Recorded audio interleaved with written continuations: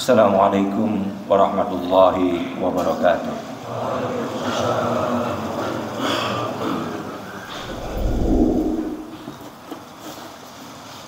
Innal hamdalillah nahmaduhu wa nasta'inuhu wa nastaghfiruh wa na'udzu billahi min shururi anfusina wa min sayyiati a'malina.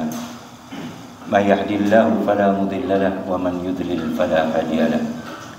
Asyhadu an la ilaha illallah wahdahu la syarika lahu wa asyhadu anna Muhammadan abduhu wa rasuluhu la nabiyya ba'd. Arsalahu bil huda wa dinil haqq liyudhhirahu 'ala ad-din kullihi wa kafa billahi shahida. Allahumma salli wa sallim wa barik ala sayyidina Muhammad wa ala alihi wa sahbihi ajma'in. Amma ba'd. Fa ya ibadallah, usikum wa iyaya bi taqwallah faqad fazal muttaqun. Qala Allah Ta'ala fi kitabil karim, a'udzu billahi as-sami'il 'alim minasy syaithanir rajim. Ya ayyuhan nasu ittaqu rabbakumul ladzi khalaqakum min nafsin wahidah wa khalaqa minha zawjaha wa batha minhuma rijalan katsiran wan nisaa wattaqullaha alladzi tasaaluna bihi wal arham innallaha kana 'alaikum raqiba.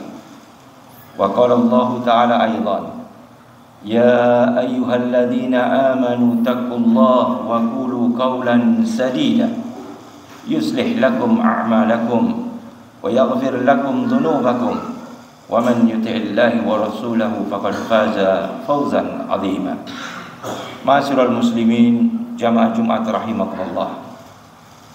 Senantiasa kita panjatkan puja dan puji syukur kehadirat Allah Subhanahu wa taala atas limpahan rahmat, nikmat dan karunia-Nya kepada kita sekalian, terutama nikmat iman dan Islam, sehingga pada siang hari yang berbahagia ini Allah masih memberikan kita kesehatan dan kekuatan untuk bisa melangkahkan kaki ke Baitullah untuk melaksanakan ibadah salat Jumat berjamaah. Tidak lupa salawat dan salam semoga tetap tercurah dan terlimpah atas junjungan kita Nabi besar Muhammad sallallahu alaihi wasallam, juga kepada keluarganya, sahabatnya dan pengikutnya sampai hari kemudian. Yang berkat petunjuknya lah kita semua menjadi orang-orang yang beriman Islam. Ma'asyiral muslimin rahimakumullah. Pada kesempatan siang hari yang berbahagia ini, marilah kita bersama meningkatkan kualitas takwa kita kepada Allah Subhanahu wa taala. Takwa dalam arti yang sesungguhnya, tunduk patuh kepada semua perintah dan larangan Allah dengan tidak dipilih atau dipilah. Begitu pula terhadap larangan Allah, kita patuh, tidak dipilih, tidak dipilah. Apa yang menjadi kewajiban kita kerjakan, dan yang menjadi larangan kita tinggalkan, sehingga kehidupan kita senantiasa dalam bimbingan Allah, dan senantiasa Allah berikan jalan keluar yang terbaik dari setiap persoalan hidup kita. Dan juga Allah datangkan rizki dari tempat yang tidak disangka-sangka. Ma'asyiral muslimin rahimakumullah.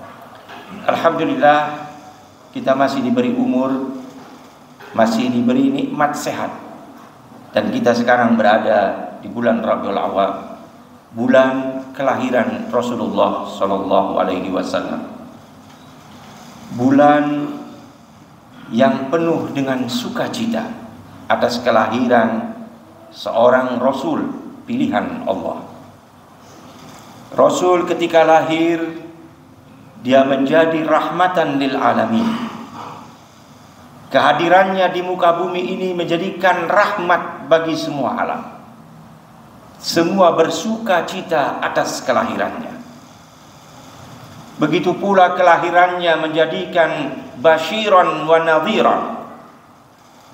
Kelahiran Rasulullah merupakan kelahiran yang memberikan kita peringatan-peringatan, yang memberikan kabar gembira bagi kita. Kabar gembira dengan datangnya Islam.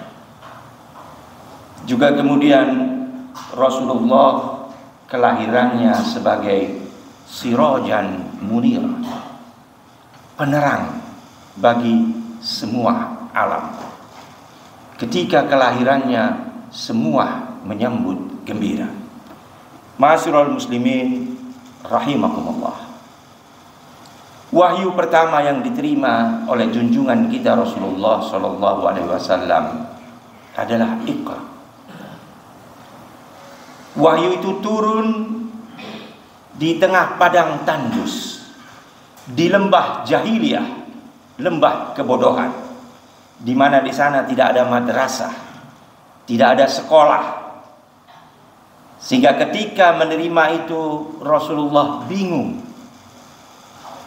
sakit dan sampai demam. Bahkan dalam riwayat Rasulullah sampai 40 hari sakit setelah menerima wahyu yang pertama. Sehingga praktis dalam 40 hari itu wahyu tidak turun. Kemudian setelah 40 hari Jibril datang kepada Rasulullah. Dan kedatangan Jibril ini ditulis di dalam Al-Quran. Jibril menyeru kepada Rasulullah, "Ya ayyuhal mudaththir, qum fa'andir." Wahai orang yang berselimut, ayo segera bangkit. Selesai sudah. Karena 40 hari Rasulullah tidak keluar dari kamarnya. Dia kebingungan apa yang mau dikerjakan setelah menerima wahyu yang pertama. Namun setelah Jibril datang yang kedua kali, maka kemudian Rasulullah pun keluar, mulai mendakwahkan Islam. Mulai mendakwahkan Islam, kemudian Rasulullah berdakwah secara sembunyi-sembunyi. Bukan karena Rasulullah takut, bukan. Tapi ini adalah perintah Allah. Sebab kalau dakwah itu dilakukan langsung dengan terang-terangan, maka pada saat itu pasti embrio dakwah itu dihabisi. Maka tidak punya lagi kadar. Karena ingat Rasulullah diutus di tengah kaum jahiliyah, kaum yang bodoh. Sehingga dengan diutusnya Rasulullah akan merubah peradaban itu. Maka Rasulullah secara diam-diam berdakwah. Dan beliau memilih tempat di rumah Al-Aqram ibn Abi Aqram. Rumah Al-Aqram ini berada di jantung musuh dakwah, di tengah-tengah kampung Bani Makhzum, kampungnya Abu Jahal. Mereka tidak menyangka kalau Rasulullah berkumpul di situ, karena ini adalah jantung mereka. Musuh dakwah ada di sana. Tetapi Rasulullah Shallallahu Alaihi Wasallam hadir di tengah-tengah mereka, sehingga mereka tidak menduga sama sekali. Dan saat itu yang menjadi pengikut Rasulullah adalah anak-anak muda, yang tuanya saat itu membangkang. Tidak ada yang mau mengikuti Rasulullah. Abu Bakar As-Siddiq saat mengikuti Rasulullah, beliau berusia 37 tahun. Dan Rasulullah sudah 40 tahun ketika diangkat menjadi Rasul. Umar ibn al-Khattab saat itu dia berusia 27 tahun. Utsman bin Affan saat itu berusia 36 sampai 37 tahun. Ali bin Abi Thalib yang paling muda, beliau mengikuti Rasulullah di antara usia 7 sampai 8 tahun. Kemudian Sa'ad bin Abi Waqqas, dia berusia 17 tahun. Jadi saat itu yang menghendaki peradaban kembali menjadi baik. Ketika Islam muncul, anak-anak muda yang menerima. Yang tua saat itu tidak mau menerima. 3 tahun Rasulullah melakukan dakwah secara sembunyi-sembunyi. mulailah banyak orang memeluk Islam, mengikuti petunjuk Rasulullah. Namun di tengah perjalanan, banyak orang-orang yang ketika ketahuan mengikuti Rasulullah, maka mendapat siksaan yang pedih. Bahkan tidak sedikit yang dibunuh. Saat itu, apa yang digambarkan oleh Rasulullah, ya'ti 'alan nas zamanu asbaru fihim 'ala dinihi kal ghabad 'alal jamari. Akan datang nanti satu zaman di mana orang yang berpegang teguh kepada agamanya, dia sama seperti menggenggam bara api. Saat itu Bilal bin Rabah mendapatkan penderitaan, siksaan yang luar biasa. Dijemur di tengah terik matahari, ditindih batu. Kemudian ada lagi Khabab bin al-Ard. Dia punggungnya dijemur di atas batu-batu yang panas, kemudian ditarik sampai punggungnya rusak. Bahkan Umar bin Khattab sempat bertanya, bagaimana penderitaanmu dulu? Maka Khabab membuka bajunya, ditunjukkan punggungnya. Umar bin Khattab kaget. Saya belum pernah melihat luka seperti ini. Bolong punggungnya. Karena dilarak di atas batu di tengah terik matahari. Begitu pula dengan Sumayyah, istri Yasir, ibunda dari Amr bin As.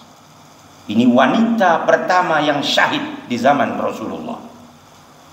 Ketika dia terang-terangan menyatakan dirinya Islam, maka siksaan demi siksaan oleh kaum kafir dilakukan. Bahkan siksaan yang begitu berat tidak merubah keyakinannya untuk tetap mengatakan La ilaha illallah Muhammad Rasulullah. Sampai kafir Quraisy itu sudah kebingungan dan kehabisan akal. Akhirnya dibunuhlah Sumayyah karena mempertahankan kalimat La ilaha illallah. Kita alhamdulillah tidak merasakan semua kepedihan, siksaan yang seperti itu. Tinggal hanya mengikuti petunjuk Rasulullah Sallallahu Alaihi Wasallam. Kita sebagai umatnya yang mengatakan cinta kepada Rasulullah, buktikan kecintaan itu dengan ketaatan mengikuti ajarannya, mengikuti sunnah-sunnahnya. Jangan katakan itu kan sunnah, kalau mau dikerjakan, kalau tidak pun tidak apa-apa. Tidak, karena sunnah kita kerjakan. Sunnah itu panutan, mengikut contoh Rasulullah Sallallahu Alaihi Wasallam. Sehingga apapun yang menjadi sunnah maka kita kerjakan. Ma'asyiral muslimin rahimakumullah. Setelah Rasulullah berdakwah selama 3 tahun secara sembunyi-sembunyi, maka tibalah waktunya untuk berdakwah secara terang-terangan. Maka dilakukanlah dakwah terang-terangan. Karena saat itu rumah Al-Aqram ibn Abi Aqram berada di tempat yang ramai, di tempat yang istimewa, di jantung kota Makkah, yaitu yang sekarang menjadi Bukit Safa. Di situ tempatnya. Sehingga dengan terang-terangan mulailah Rasulullah berdakwah. Tetapi selama 13 tahun tidak membuahkan hasil yang maksimal. Intimidasi demi intimidasi dialami oleh kaum muslimin, sehingga Rasulullah memerintahkan para sahabatnya untuk hijrah. Dan hijrah yang pertama dilakukan adalah ke Habasyah, atau yang dinamakan Ethiopia di Afrika. Dikirimlah rombongan ke sana sampai 2 kali. Setelah itu hijrah berikutnya adalah ke Taif. Ketika Rasulullah berangkat ke Taif dengan harapan penduduk Taif itu ramah dan mau menerima beliau. Tapi apa yang didapatkan oleh Rasulullah ketika sampai di Taif, dirinya dilempari oleh batu sampai bercucuran darah. Saat itu Jibril datang memberikan perintah kepada Rasulullah, wahai Muhammad, mohonkan kepada Allah agar kaum di Taif ini dibalik oleh Allah Subhanahu wa taala. Kemudian Rasulullah mengangkatkan kedua tangannya, dia berdoa kepada Allah Subhanahu wa taala, Allahumma gfirli qaumi fa innahu la ya'lamun. Ya Allah, ampunilah kaumku ini karena sesungguhnya mereka tidak mengetahui. Karena sesungguhnya mereka tidak mengerti. Tidak dimintakan diazab. Padahal kalau Rasulullah mengangkat tangannya minta agar kaum di Taif itu diazab, niscaya diazab oleh Allah Subhanahu wa taala. Tetapi tidak.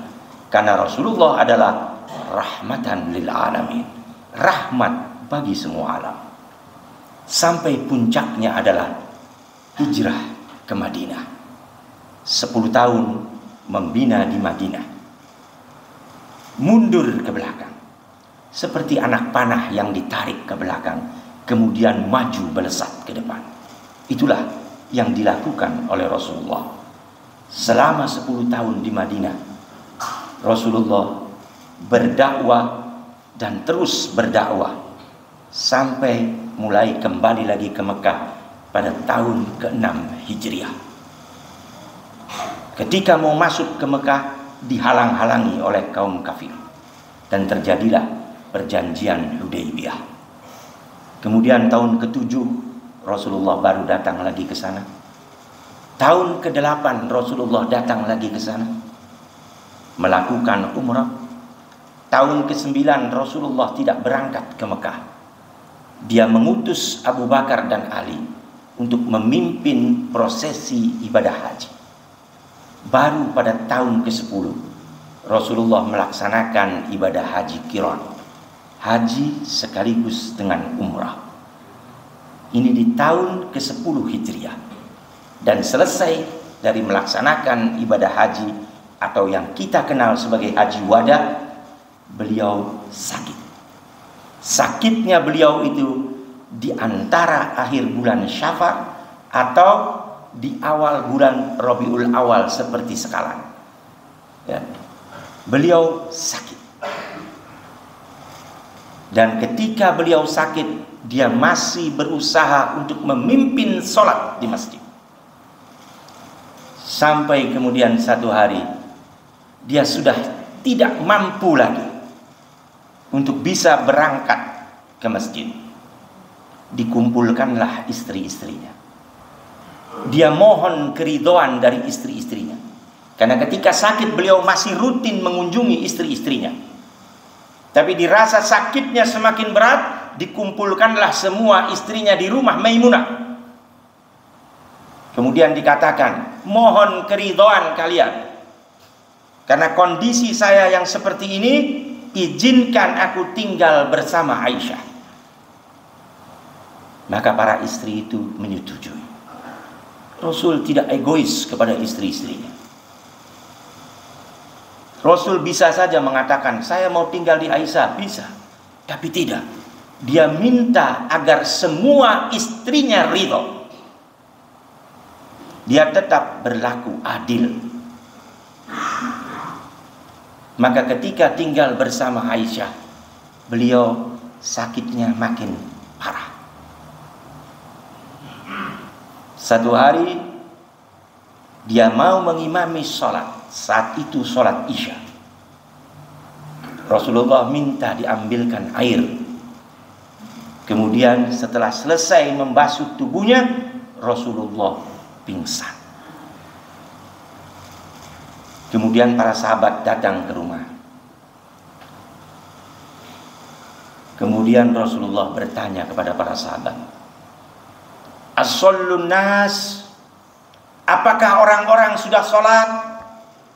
La hum yantadhiruka. Belum, mereka masih menunggumu wahai Rasulullah. Maka Rasulullah bilang, ambilkan lagi air. Diambillah lagi air yang kedua. Dia siramkan air ke tubuhnya. Tapi kemudian Rasulullah pingsan lagi. Setelah sadar, dia tanyakan lagi kepada sahabat, as-sallu nas? La hum yantadhiruka. Belum. Mereka menunggumu wahai Rasulullah. Begitu kecintaan para sahabat kepada Rasulullah, sampai waktu sholatnya pun ditunggu. Padahal saat itu Rasulullah sedang sakit, dan ketika kena air kemudian Rasulullah pingsan. Tapi mereka menunggu karena cintanya kepada Rasulullah. Sampai minta dibawakan air yang ketiga. Ketika dibawakan air yang ketiga, selesai disiramkan ke sekujur tubuhnya, Rasulullah pingsan lagi.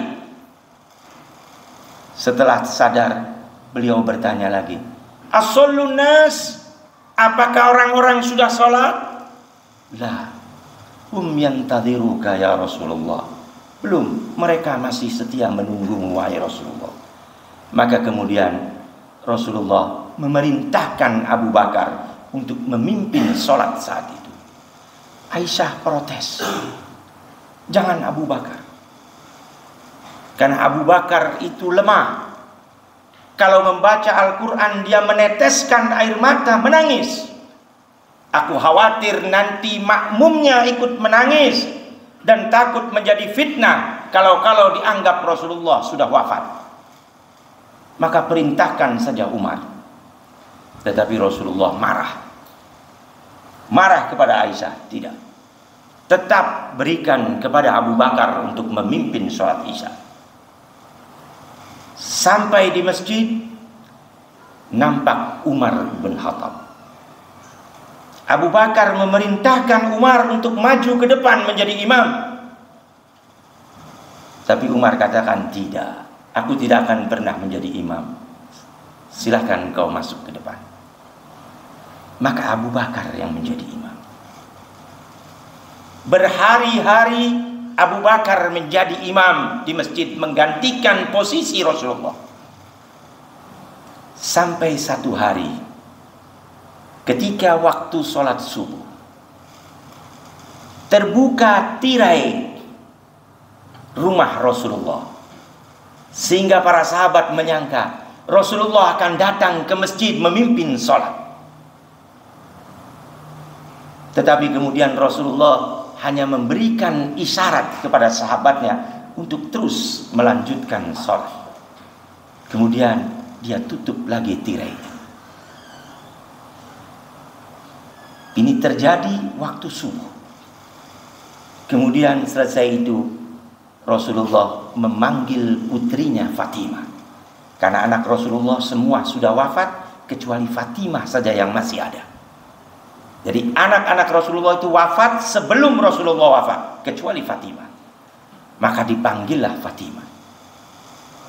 Fatimah datang dengan sukacita menghampiri ayahndanya, duduk di samping Rasulullah. Kemudian Rasulullah membisikkan sesuatu di telinga Fatimah.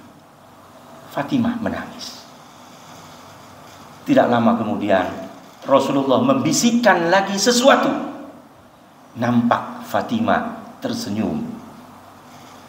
Aisyah yang mengetahui ini bertanya kepada Fatimah, apa yang dikatakan oleh Rasulullah?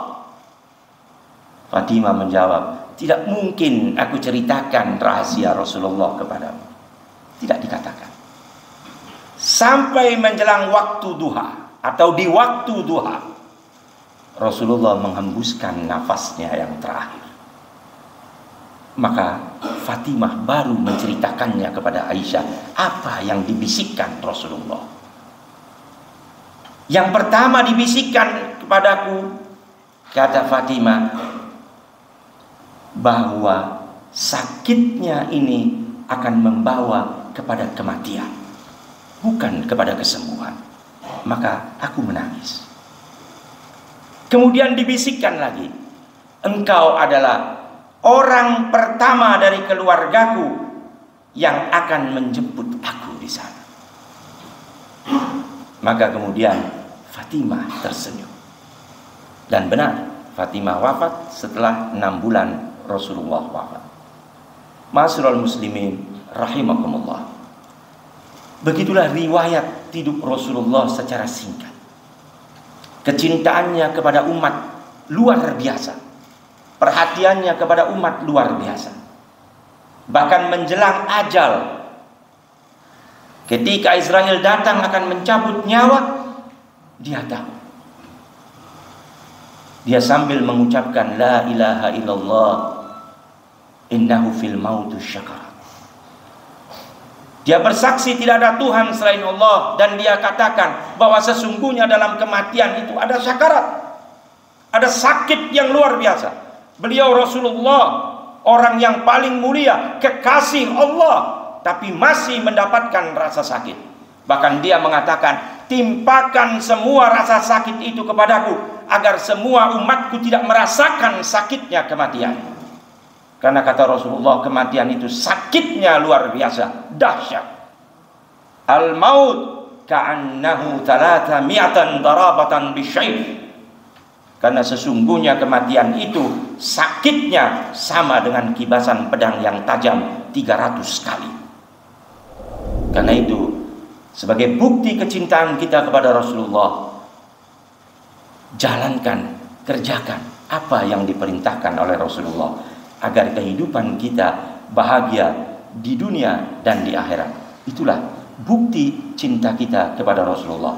Barakallahu li wa lakum fil Qur'anil azim, wa nafa'ni wa iyyakum bima fihi minal ayati wa dzikril hakim, wa taqabbala minni wa minkum tilawatahu innahu huwal ghafurur rahim.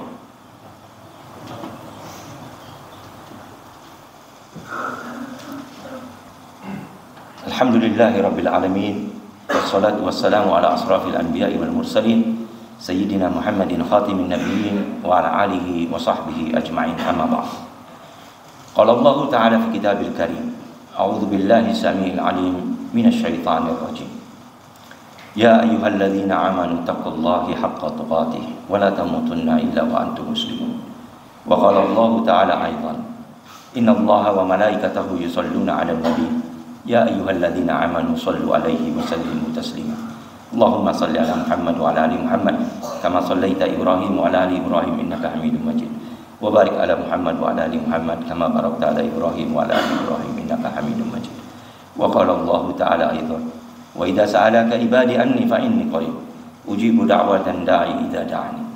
Allahumma ighfir lil muslimina wal muslimat wal mu'minina wal mu'minat al ahya'i minhum wal amwat innaka sami'un qaribun mujibu da'wa ya qadiyal hajat. Rabbana la tuzigh qulubana ba'da idh hadaitana wa hab lana min ladunka rahmah innaka antal wahhab.